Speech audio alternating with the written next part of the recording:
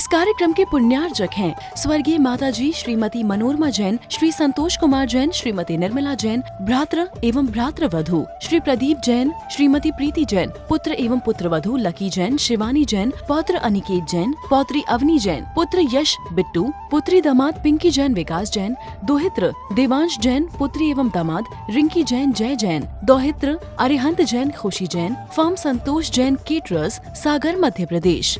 एक अंदर की भावना, एक अंदर का विल पावर जब जागृत होता है तो बंधुओं ऐसी ऐसी प्रतियोगिताएं होती हैं कि बर्फ की सिल्ली के ऊपर लेट करके पसीना निकालना विदेशों के अंदर होती है और लोग निकालते हैं। उनमें फर्स्ट सेकंड थर्ड चैंपियनशिप में भी लोग उतर जाते हैं, जीत जाते हैं। उनका कुछ रहता है नियम, तो वो सारा का सारा विल पावर पे डिपेंड करता है। एक आपने पढ़ा होगा बीरबल की खिचड़ी, मगर वो बीरबल की खिचड़ी क्यों से बनी, वो मुहावरा कि बादशाह ने एक घोषणा की कि जो तालाब में खड़ा रहकर रात भर बिताएगा उसे राज्य सरकार से इनाम मिलेगा। बहुत सारे लोग पानी में उतरे और घंटे 2 घंटे 4 घंटे पानी से रहे मगर सहन नहीं हुआ, निकल गए।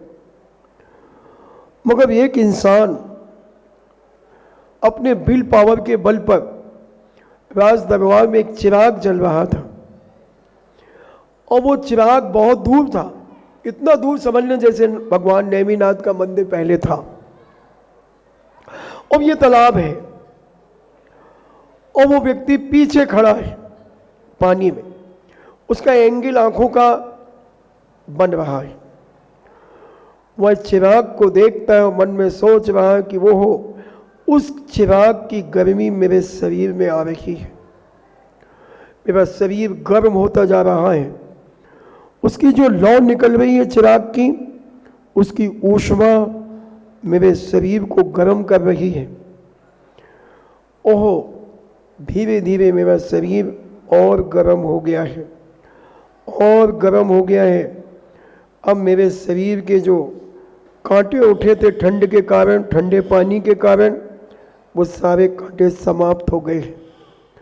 पूरे रोम रोम जो पहले पुलकित हो रहा था ठंड के कारण, अब वो बिल्कुल शांत है। और वह घड़ी देखता है, अभी 12 बजे, कोई बात नहीं, 6 साढ़े 6 बजे तक मुझे रहना है। महिलाओं की अकल ऐसी क्यों होती है? या तो बैठो ही नहीं, कम से कम दूसरे डिस्टर्ब नहीं हो बेचारे। और वह अपनी मनोभावना को इतना मजबूत बनाता गया, इतना मजबूत बनाता गया।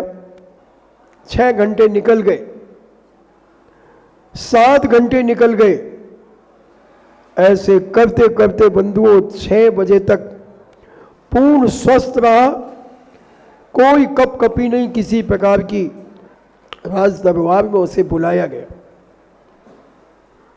और बीरबल ने कहा कि महाराज इसे पुरस्कृत किया जाए, ये बहुत बड़ा साधक है, इसने अपनी साधना के बल पर ऐसी भीषण कड़कड़ाते की ठंड में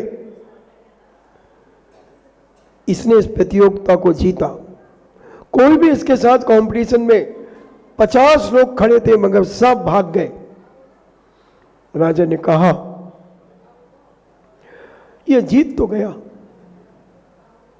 जीत तो गया, मगर इससे पूछो कि किसके सहारे ये खड़ा रहा।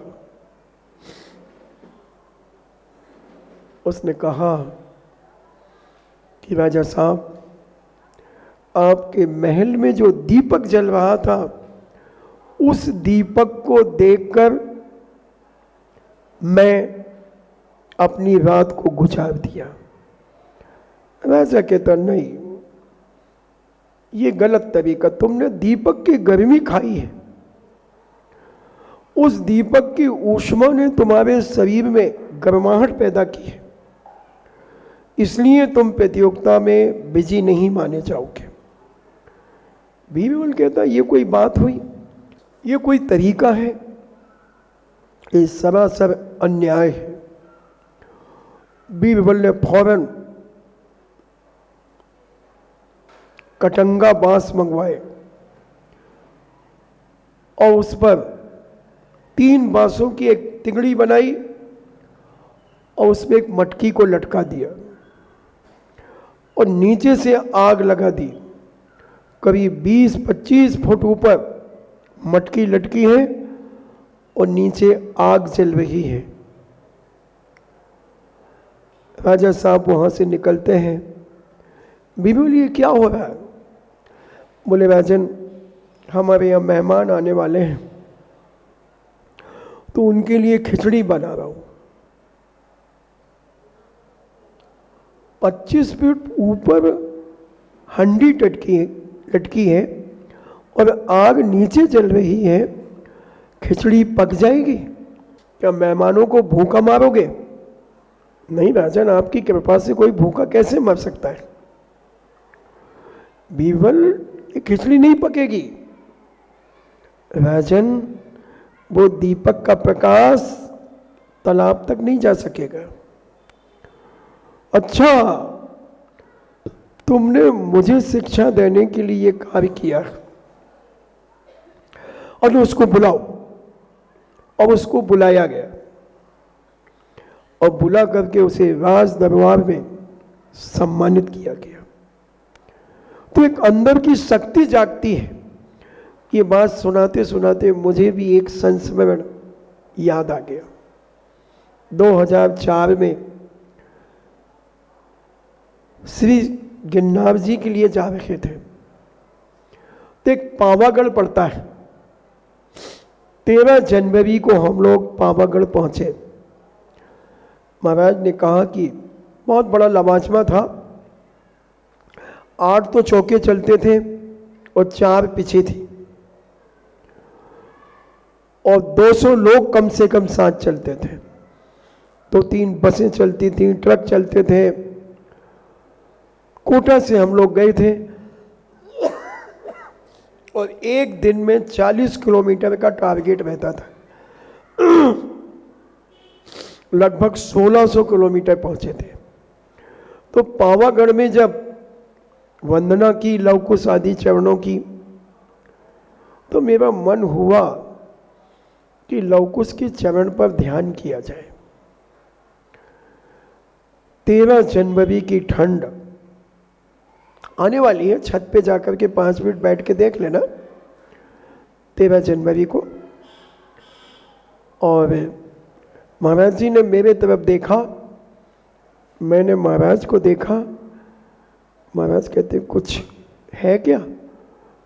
मैंने कहा हाँ। बोले क्या करोगे? मैंने इसी जगह बैठूंगा, मैं लव कुश की जगह पे। बोले मंदिर के अंदर बैठ जाओ। मैंने कहा नहीं, यहीं बैठूंगा। हमने कहा आप मंदिर के अंदर बैठ जाओ। महाराज जी को तो मंदिर के अंदर भेज दिया, क्योंकि वो वहां बैठते तो मैं बैठ नहीं पाता। बड़ों के सामने छोटे कैसे बैठेंगे? और उनको मंदिर पहुंचा दिया और 6:30 बजे शाम से बैठे। 3 बज गए रात के। क्या हवा के झोंके! एक हवा का झोंका आया, टूटा डाली से फूल, और बैठे रहे ध्यान में। गधे, किसी ने गधे के गले में पीपा बांध दिया, नीचे से गधा आता, ऊपर ऊपर डम डम कर रहा वो। कोई बात नहीं, हमने कहा क्या करेगा, पीछे ले जाएगा और क्या करेगा।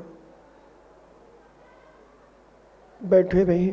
जो हमारे साथ में बच्चे चल रहे थे उन बच्चों को पता चल गया, क्योंकि वैसे तो सब धर्मशालाओं में छुप गए थे। बाबा भारती का घोड़ा खड़क सिंह ने छीना था, मगर कैसे छीना था? एक अपाहिज बन करके, एक बीमार बन करके। और वो 10-15 बच्चे, जहां मैं बैठा था मेरे सामने चटाई बिछा करके लेट गए। और मैंने कहा भाई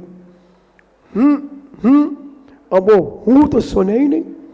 वो तो कहे आप अंदर चलो तो हम अंदर जाएंगे, और आप अंदर नहीं गए तो हम भी यहीं रहेंगे। बहुत इशारा करने के बाद भी नहीं माने। मुझे 3:15 बजे लगभग मंदिर के अंदर जाना पड़ा। मेरा सोच था कि कम से कम 12 घंटे लवकुश से वार्तालाप करूं, उनसे संपर्क करूं, क्योंकि उन्होंने भी वही ध्यान लगा करके मोक्ष प्राप्त किया था। तो हमने सोचा कि अभी भले मोक्ष न मिले, मगर मोक्ष का आनंद लवकुश जो ले रहे हैं वहाँ की बरगड़ाओं, मगर कोई बात नहीं, ना मामा से काना मामा अच्छा है। बड़ा आनंद आया। फिर प्रातःकाल 14 तारीख को विधान हुआ, चर्या हुई, चर्या के बाद फिर बिहार हुआ। तो कभी कभी ऐसे मन हो जाते हैं कि ठंड से भी मुकाबला करने की बात आती है। हमारे पूज्य आचार्य तो मुनिराज नदी के किनारे बैठकर 4-4 महीने बिता देते हैं। कैसा लगता होगा, थोड़ी कल्पना करना।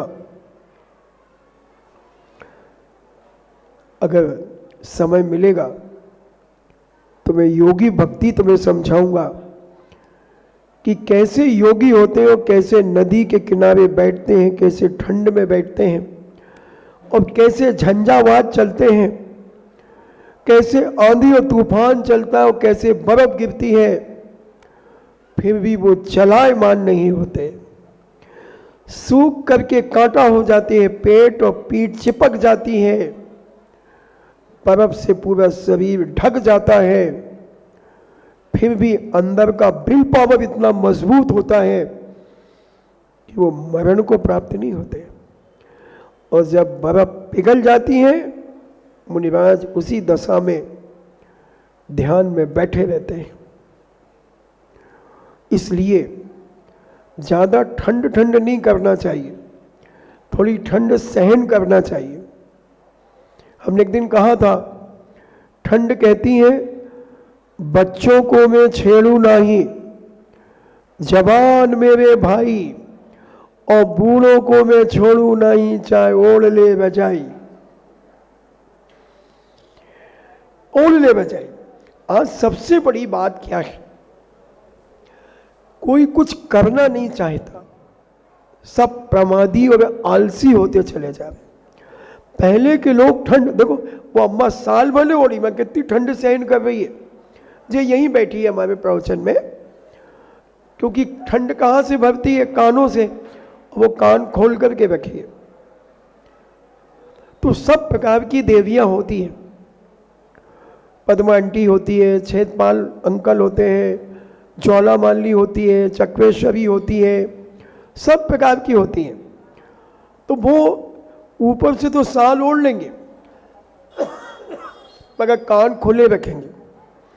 और मेरा दावा है कि जो माँ बहन बेटी हमेशा सिर ढाक करके रखती है, उसे कभी जुकाम नहीं हो सकता। चैलेंज है। और जो टोपी लगा करके रखता है, उस पुरुष को भी कभी जुकाम नहीं हो सकता।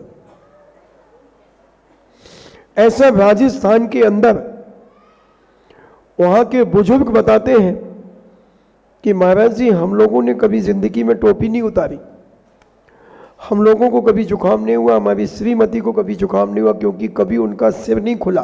बोले हम दोनों में कभी झगड़ा भी नहीं हुआ। ऐसे एक से नहीं, कम से मैंने 100-150 बुजुर्गों से वार्तालाप किया, बोले झगड़ा भी नहीं हुआ। मैंने कहा कारण? बोले श्रीमती भी हमेशा सिर ढकती है और मैं भी हमेशा टोपी लगाता था, क्योंकि सिर ढकना एक बहुत बड़ी शक्ति प्रदान करता है। और सिर ढका रहता है तो मर्यादा बनी रहती है। और ये बुजुर्ग माताएं जानती होंगी, जब इनका विवाह हुआ होगा, जब ये सिर ढक करके रखती होंगी, उस समय ये कितनी विनयशील थी, अपने श्रीमान जी से भी कितना विनय से बोलती थी, तिरछा मुंह करके बोलती थी, कभी सामने मुंह लग करके आज तक नहीं बोली होंगी। एक मर्यादा थी। और आज की बहुएं सीधा नाम लेती हैं, तो वो मर्यादा का बहुत बड़ा प्रभाव पड़ता है। तो वो बुजुर्ग बताते थे कि हम सोते समय इसे उतारते थे और 3 बार इसे सूंघ लेते थे और सूंघ करके बाजू में रख देते थे। बोली मेरी जिंदगी में कभी जुकाम नहीं हुआ। मैंने कभी भी थे वहाँ राजस्थान में, उनसे भी बात की, उन्होंने कहा मेरा कभी जुकाम नहीं हुआ। तो कुछ चीज़ें ऐसी होती हैं जो हमारे स्वास्थ्य के लिए बहुत लाभदायक होती हैं।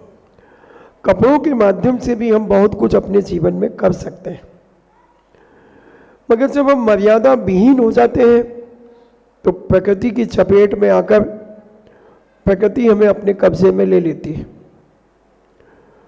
तो हमें समझना है सहयोग, एक दूसरे को सहयोग देना। और ये सहयोग देना अगर हमारा ओरिजिनल बन जाए, तो ये कंबल की बात चल रही थी, और कंबल देने वाला व्यक्ति निस्वार्थ होकर के कंबल बांटता है, छीन छीन के नहीं। अंधा बांटे रेवड़ी, छीन छीन के दे। इस कार्यक्रम के पुण्यार्जक थे स्वर्गीय माताजी श्रीमती मनोरमा जैन, श्री संतोष कुमार जैन, श्रीमती निर्मला जैन, भ्रातृ एवं भ्रातृवधू श्री प्रदीप जैन, श्रीमती प्रीति जैन, पुत्र एवं पुत्रवधू लकी जैन, शिवानी जैन, पौत्र अनिकेत जैन, पौत्री अवनी जैन, पुत्र यश बिट्टू, पुत्री दामाद पिंकी जैन विकास जैन, दोहित्र देवांश जैन, पुत्री एवं दामाद रिंकी जैन जय जैन, दोहित्र अरिहंत जैन खुशी जैन, फर्म संतोष जैन केटरर्स, सागर मध्य प्रदेश।